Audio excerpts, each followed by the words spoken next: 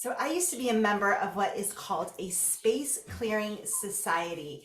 And what we would do is we would get together once a month. It was a volunteer position where we would go, we would clear hospitals, we've cleared state buildings, we've cleared people's houses, we cleared schools. And what would happen is like people would reach out to us and if they felt like something was off with their land or their building or their organization, we would go in and do deep shamanic energy work and clearing and cleaning on it. I'm gonna pause this and come back so I can grab her. She probably sees a lizard or something. I'm gonna pause this. Okay, so we're back. I'm back. You would not want to hear a Chiweenie barking throughout this video. So we would go in, and it was incredible. I learned so much. And one thing that I came away with, one of the biggest things I came away with was that the land is alive.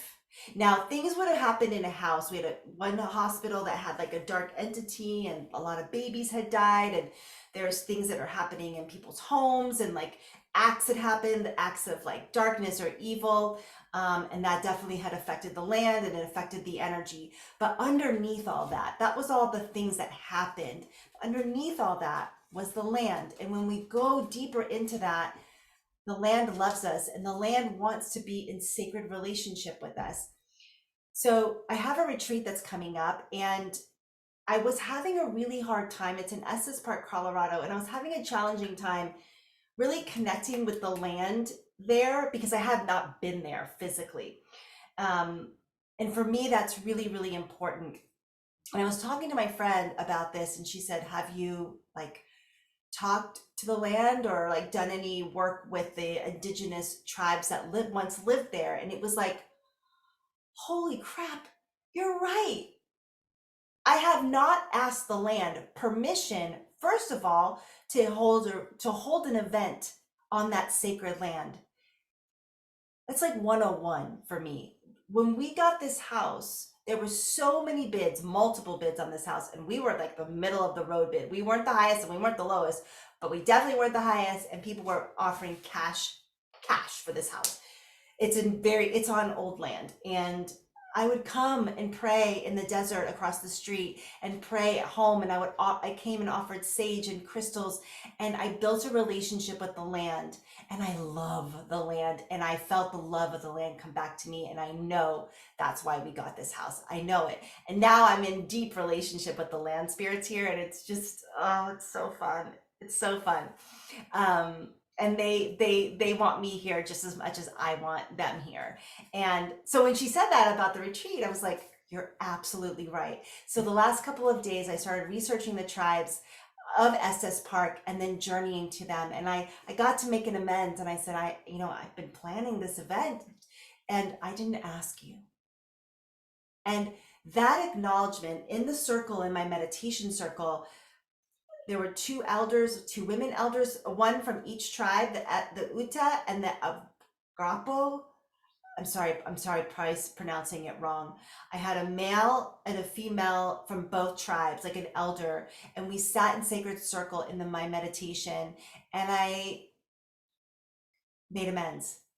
And then we cleared it up, and they welcomed me, and they're already teaching me through them of things that I can bring to the event. I mean, it's just literally mind blowing. But once I got in contact with them energetically, I felt so much better. And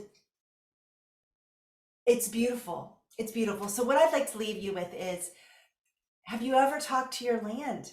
And you may be listening to this being like, oh my God, all the time. And then you may be listening to this like, I don't know, I live on the top floor of an apartment building. How am I going to talk to my land?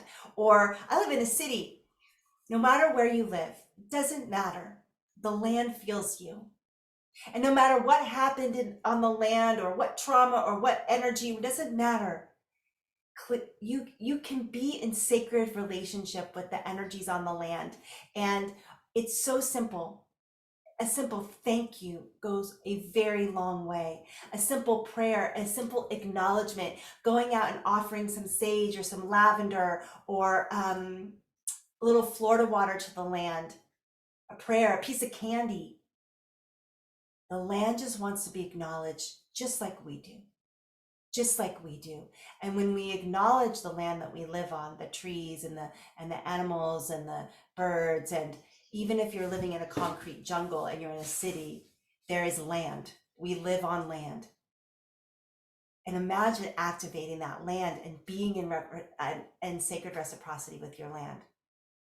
I really want to hear, if you decide to do this, and you may already be doing this, if you're already doing this on a regular basis and honoring your land, shoot me an email and let me know what it's like to be in sacred relationship with your land. And then if you're not and you start doing it, just a simple thank you so much for all that you provide. Thank you for everything. Even if you're renting, thank you, thank you, thank you. Thank you so much. I thank the land if I go to an Airbnb. Thank you so much. Do a little prayer. We're going to be here for the next 5 days. I appreciate you. And when we do that, like I said, you're honoring yourself as well. It is a reciprocal thing. So if you're gonna start doing it, I would love to hear, maybe in a few days from now, like, what do you notice? What do you notice about your mood? What do you notice about your presence? What do you notice did more abundance come in when you start honoring the land? That's a good one. That's an interesting one to keep an eye out for, because yeah, it does happen. It absolutely does happen. All right, have fun with it. But we are on this living, breathing, amazing energy, this of Mother Earth, and we get to love it as much as she loves us. All right, my name is Beth Osmer, and I will see you on the next